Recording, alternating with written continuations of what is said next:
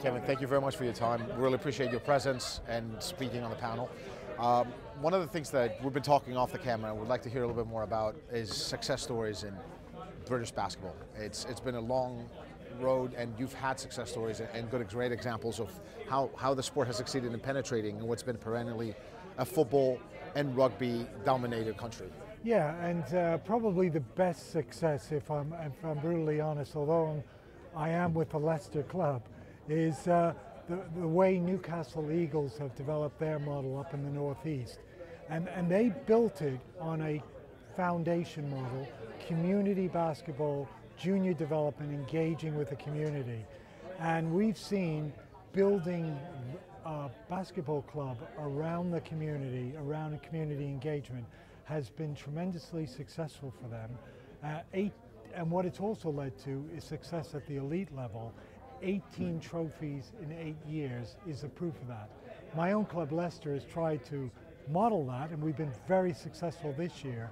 But it shows the importance of basketball, which is essentially a very powerful participation sport, building on participation to make it successful at the professional level.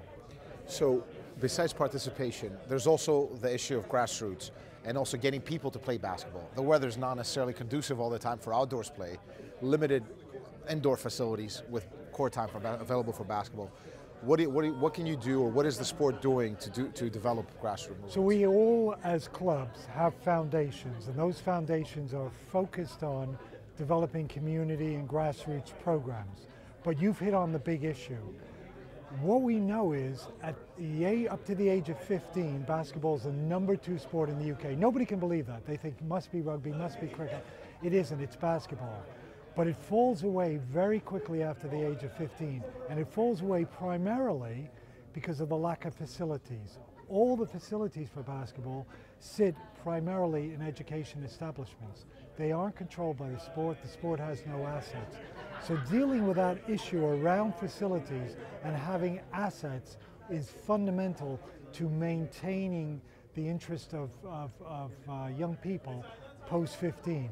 What the BBL has done as a league is we've set up a national foundation, a charity, to encourage that. We've recently got funding from Sport England, and we've engaged in a 3-on-3 program with that really difficult group, which is 16 to 19.